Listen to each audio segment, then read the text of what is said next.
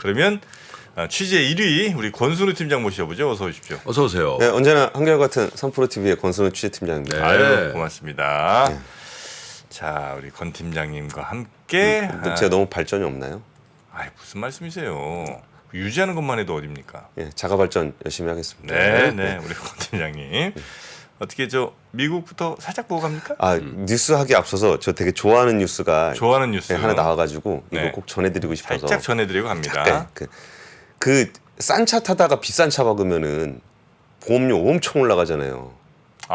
사실 싼 차로 비싼 차 박으면 네. 네. 사실 나는 이제 나는 똑같은 잘못인데 네. 싼 차 박거나 비싼 차 박거나 근데 이제 비싼 차 박으면 이게 워낙 돈이 커지니까 예. 내가 설령 잘못한 그 과실 비율이 좀 적더라도 예. 금액 자체가 절대 금액이 크니까 그렇지. 많이 올라가죠. 그런데 그리고 나는 싼 차 타고 다니는데 돈이 없어갖고 그렇죠. 저 사람은 돈 많아서 비싼 차 타는데 음. 내가 비싼 차 박았다고 해서 내가 보험료 엄청 내야 되잖아요. 네. 그래갖고 그래가지고 어제 금융감독원에서 자동차 보험 할증 체계 개선을 해가지고 네. 그 고가 가해 차량의 높은 수리 비용을 저가 피해 차량의 보험료 인상으로 전가되지 않도록 하는 할증 체계를 개선한다고 밝혔습니다. 그거 좋았어요? 네, 전 좋았습니다. 꽤 비싼 차 타던데 뭘 그래? 그래도 저는 그게 되게 부조리하다고 생각했거든요. 역시 난 저 솔직히 자차를 지금 거부당하고 있는 입장에서는 자차 좀 구제 좀 해주십시오. 보험회사. 안 돼, 자차? 자차 안 돼. 하도 사고를 많이 내갖고. 정말 사고도 뭐 사고 같은 사고도 아니야. 살짝 긁히고. 뭐. 아이고. 그래가지고 내가 어느 정도 이 자차가 안 되니까 있잖아. 지난번에 뭐 저 강남에 조선 팰리스 호텔인가 뭐 모임 있어서 갔어. 네. 야 거기 가니까 지하에 좋은 차들이 엄청 많더만. 많겠죠. 딱 파킹 랏이 딱 하나 있는데 왼쪽에 페라리, 오른쪽에 포르쉐야. 딴 데 가서 냈잖아. 자차 안 근데 돼서. 그 딴 데 가는데 마음이 무너지더라고 내가. 야 내가 이 정도밖에 안 되나. 그게 겁이 나가지고. 어? 아니 근데 그 아주 큰 사고 아닌 이상은 응. 그 어디죠? 뭐 무슨 대교 같은데 저 원효대교 같은데 그 가해길 보면 뭐 이렇게 아저씨들. 아저씨들 있잖아요. 그분들이 잘해요. 네, 그분들 한 10만 원이면 차 웬만한 거는 싹 한번 개비합니다. 원효대교 남단에 계십니다 지금. 지금도 계시나요? 봤어요. 그분 거기 자주 계시거든요. 하여튼 몇 군데 계세요. 하여튼 포인트들이 있으니까 예. 자차 보험료보다 그게 쌀 거예요. 네. 네. 예, 뉴욕 시부터 잠깐 보시면은 어제 장 초반에 어제 자기 전에 봤을 때 되게 좋았거든요. 그리고 나스닥하고 S&P 둘 다 이렇게 초반에 좋았는데 마이너스 1.29% 굉장히 많이 뭐야. 빠졌어요. S&P 0.38%. 근데 다우존스는 또 이게 강보합 0.27%로 차트 모양이 아예 달라요. 이게 보통은 차트 지난달하고 모양 완전히 달라졌네. 그렇죠. 그러네요. 네. 그러니까 이게 그 요즘에 그 박병차 기자님도 많이 말씀을 해주셨었고 어제 김프로님도 말씀을 해주셨는데 지수에서 대형주 위주로 많이 올랐잖아요. 쏠림. 예, 딱 앞쪽에서 많이 올랐잖아요. 그러니까 이게 그 기술주들이 좀 약세를 보인다고 얘기는 하고 있지만 기술주 중에서도 빅테크만 달리다가 지금 안 달리다 보니까 나스닥이나 S&P가 빠지고 다우존스는 오히려 이렇게 올라가는 모습을 많이 보이고 오르긴 있어요. 했더라. 어제 보여드리니까 막 30% 40% 많이 오르긴 했습니다. 근데 그랬던 이유가 첫 번째 뉴스 전해드리겠습니다. 네. 캐나다 중앙은행이 금리를 인상을 했어요. 네? 인상을 했어요? 예. 그러니까 캐나다 같은 경우에 좀 선제적으로 금리 동결하면서 이렇게 그 전 세계적인 금리 동결의 어떤 시발점처럼 느껴지던 그런 국가잖아요. 근데 이번에 어허. 금리 목표치를 4.5에서 4.75%로 25bp 인상을 했습니다. 캐나다 중앙은행은 지난 3월과 4월 2달 연속 금리를 동결했었는데요. 석 달 만에 다시 금리의 방향을 틀었습니다. 그러니까 이 부분이 시장에 주는 시그널은 중앙은행들이 금리를 동결한 것이 피봇이 아니다. 네. 여기서 다시 올릴 수 있다. 스킵. 예, 한번 잠깐 쉬었다 갈 수 있다라는 거를 보여준 건데요. 캐나다 중앙은행이 정책 금리를 올려놓은 것에 대해서 근원 인플레이션이 끈질기게 높은 수준을 유지하고 있다. 이거 공통적으로 나타나고 있는 현상이고요. 목표치보다 소비자 물가가 높고 여기에 고착될 가능성이 있다. 그리고 여기에 소비자들의 소비가 놀라울 정도로 강하다. 초과 수요도 예상보다 훨씬 지속적이다. 노동시장은 여전히 과열돼 있고 부동산 시장 활동도 개선되고 있다라고 얘기를 했어요. 근데 지금 이 상황이 사실 캐나다에만 나타나고 있는 현상은 아니잖아요. 네. 그렇죠. 뭐 미국에서도 좀 나타나고 있는 현상인데 그러다 보니까 이게 지금 캐나다 소비자 물가 지수가 안 빠진다는 얘기가 어떤 건지 차트를 같이 보시면은 네. 이게 캐나다 물가 지수가 이렇게 쭉 빠지다가 여기서 지난달에 오히려 올랐습니다. 네. 아, 약간 올랐네요. 예. 그러니까 중앙은행이 우리가 이제 그 정프로님 되게 싫어하시는 말씀. 뭐죠? 데이터 디펜던트. 아하이. 그거 하나만 한 소리라고. 아유, 그게 뭐예요, 그게? 근데 하나만 한 소리가 아니라 실제로 CPI가 올랐더니 금리를 진짜로 올렸습니다. 그래가지고 이런 것도 좀 이번에 기술주들한테 좀 약세를 좀 보이게 됐고 6월 금리 전망에 대해서도 페드 가치에서 그 동결 가능성에 대한 부분이 조금 그러니까. 낮아졌습니다. 그러니까 미국의 연준에서도 이번에 금리를 안 올려도 그런 얘기를 하죠. 야, 이번에 금리 안 올리면 영원히 안 올린다고 예. 생각 좀 하지 말아줘. 근데 캐나다에서 딱 그걸 보여주니까 그쵸. 알았지? 6월 거봐. 달에 그냥 넘어가도 스킵이야 이거. 예. 포즈 아니야 스킵이야. 예. 이런 거죠. 그리고 이제 호주 중앙은행이 그 전날 2개월 연속 기준금리를 인상했잖아요. 그러니까 이것도 여기도 그렇고. 3.85에서 4.1로 올렸었는데 여기도 멘트가 똑같습니다. 인플레이션이 목표치로 돌아올 것이다라는 큰 확신을 제공하기 위한 건데 여전히 매우 낮은 실업률과 고물가가 이어질 것이라는 기대가 물가와 임금 모두를 상승시킬 수 있다는 점을 유의하고 있다. 이게 호주 중앙은행의 얘기예요. 거의 비슷한 얘기를 하고 있는 거죠. 그러다 보니까 이제 금리가 좀 올라갈 수도 있을 거다라는 불안이 생기니까 기술주가 많이 빠지게 됐던 거고 기술주가 이제 보통 빅테크 중심으로 많이 올랐었기 때문에 여기서 나스닥하고 S&P는 빠지면서 네. 오히려 소비 쪽이 좀 괜찮다는 얘기들이 나오니까 다우존스 쪽은 또 좀 강보합을 보이는 네네. 그런 양상을 좀 보였습니다. 캐나다가 금리 인상을 했습니다. 시장도 대체로 예상은 못했던 그쵸. 그런 상황인 것 같고요. 뭐 설마 인상까지 하겠나 그냥 동결하면서 좀 지켜보지 않을까라는 정도 생각을 했던 건데 의외로 좀 빠르게 증시가 올라왔던 네네. 것만큼 좀 냉기가 확 돌더라고요. 근데 제가 몇 번 말씀드렸잖아요. 체감하는 물가가 그 살인적이에요. 아, 미국, 캐나다. 네. 네. 뭐 캐나다까지는 안 가봤지만 뉴욕 기준으로 보면 네네네. 와, 이 물가를 어떻게 버틸까 그 생각이 너무 강하게 들더라고요. 그 물가도 참 발표했더만요. 전 세계 도시들. 그러니까 뉴욕 1등, 서울이 아마 9등인가 10등인가 그랬던 것 같고요. 어. 도쿄 제쳤고요. 드디어 일본을 이겼습니다. 이게 좋은 건지 친일파. 뭐야 이게? 아니 일본 이겼다고요. 아니, 일본이 이긴 거 일본이 좋은 거 아니야 그게. 물가가 하여튼 어마어마합니다 지금. 자, 네. 두 번째 뉴스요. 두 번째 뉴스는요. 중국의 5월 수출이 전년 대비해서 7.5% 감소했습니다. 3년개월 만에 마이너스 전환이 됐다는 얘기인데요. 중국의 지난달 수출액은 2,835억 달러. 작년 5월 대비해서 7.5% 내려간 건데 이게 왜 중요한지 좀 이따가 설명을 드릴게요.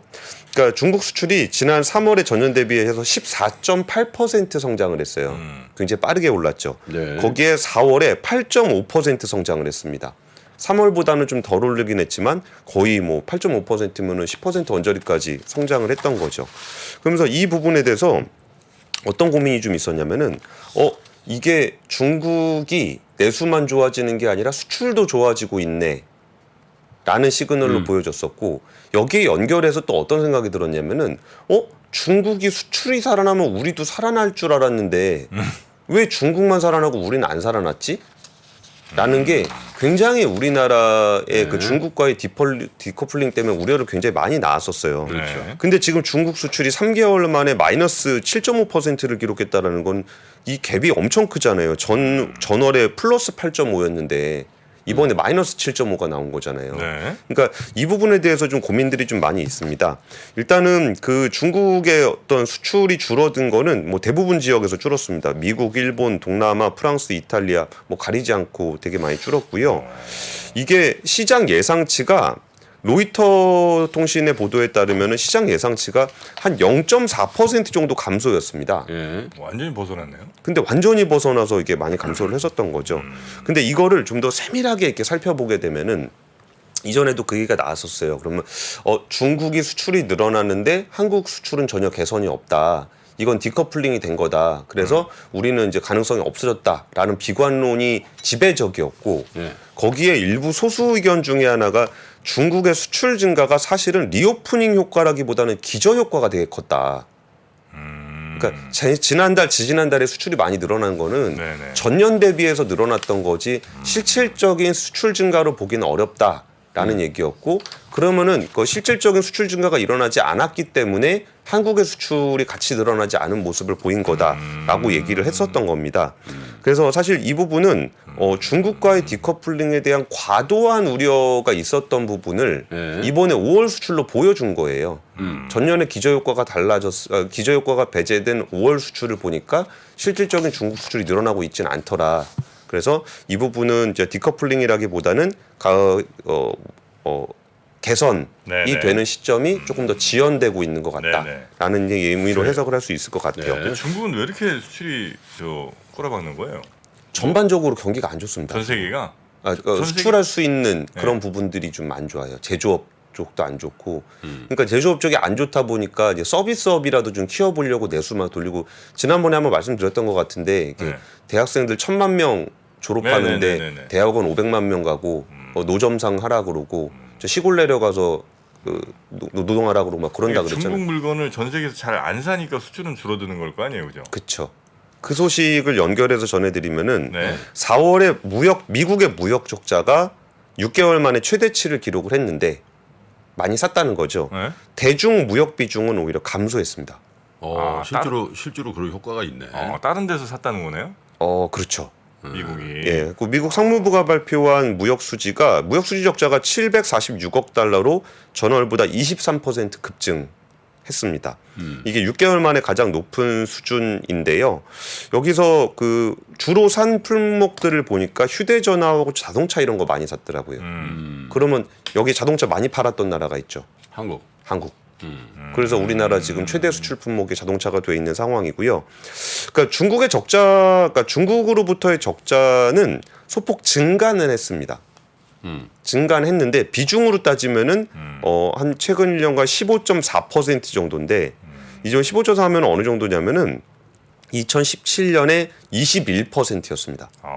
전체 무역 적자에서 중국이 네네네. 차지하는 비중이 이게 지속적으로 낮아지고 있다가 15.4%까지 감소를 했고요.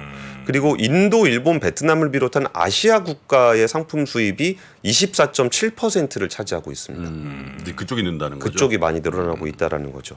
그래서 이 부분에 대해서 좀 이렇게 무역 구조가 많이 변하고 있고 네. 그럼 한국 기업들 어떻게 해야 되는지에 대한 얘기는 좀 시간이 많이 필요하기 때문에 네. 어제 압권으로 녹화를 했습니다. 아이고, 이번 주 나올까요? 네, 이번 주에 내보낼 예정입니다. 고맙습니다. 깨알 같은 프로그램 홍보 한번 해봤습니다. 아유, 네. 앞거는 꼭 봐야죠. 자, 그리고 세 번째 뉴스 가보겠습니다. 세 번째 뉴스는 삼성전자가 현대차에 차량용 인포테인먼트 반도체를 납품한다라는 보도입니다.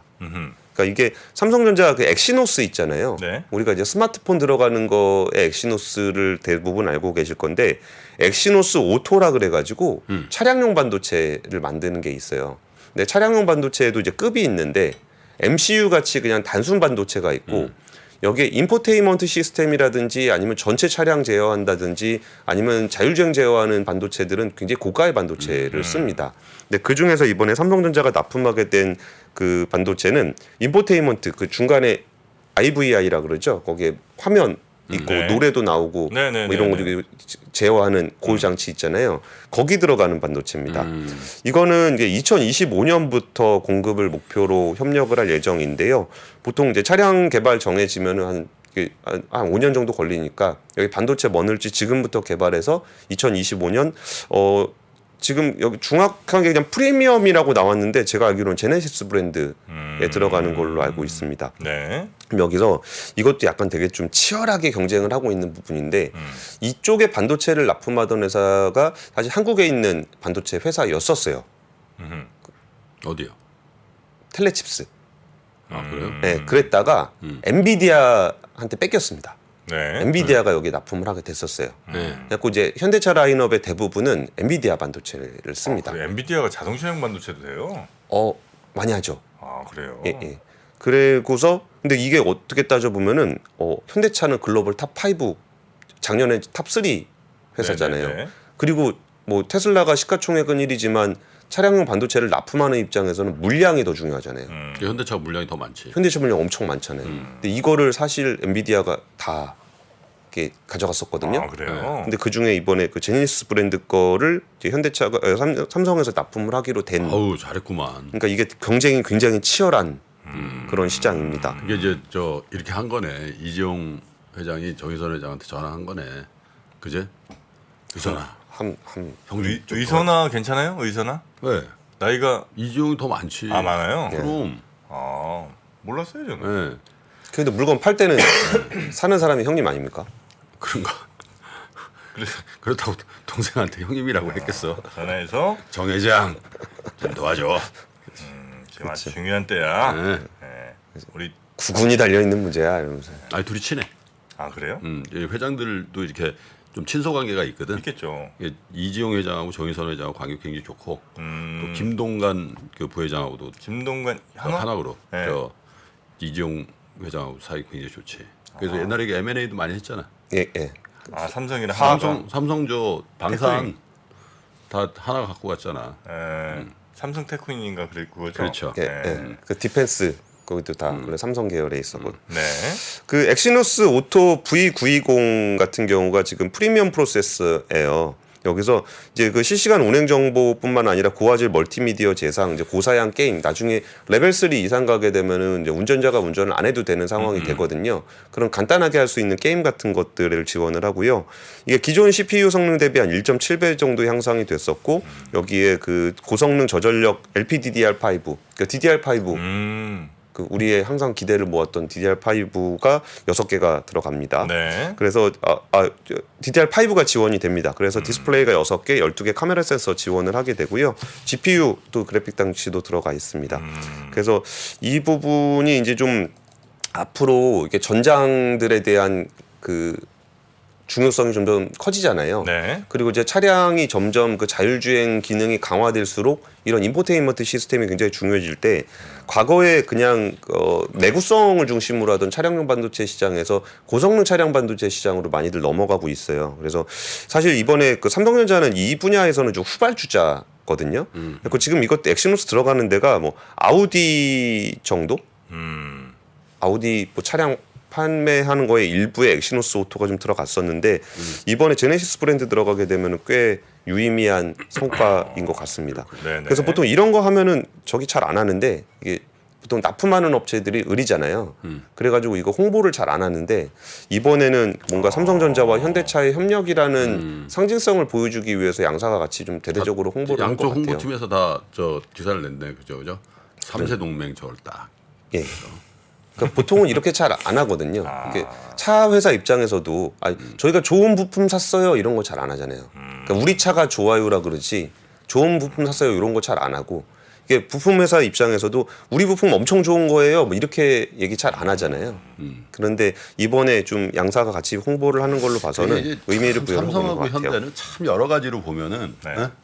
이제 기업 문화도 많이 다르고 나옵니다. 그 성장의 네. 과정도 굉장히 넓어요. 원래 삼성은 원래 부잣집이거든. 네. 그리고 삼성 그 이병철 회장의 그 처가도 굉장히 더 부잣집이고 박두울 여사 네네. 원래 부잣집인데 정주영 회장은 완전 적수공검 빈손으로 성공한 그렇죠. 자수성가형이잖아요. 근데 네. 그 정주영 회장이 이병철 회장을 항상 좀 길을 죽였던 그게 테마가 하나 있어요. 뭐요? 애들 중에 뭐 서울대 간 사람 있어요? 이거.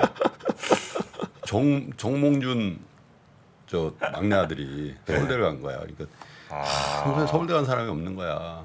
근데 그 그래요? 한을 이재용 회장이 푼 거지. 하버드. 서울대 갔어요? 하버드. 아주 서울대 나왔잖아. 이재용? 그럼 동양사학과인가 나왔잖아. 그래요?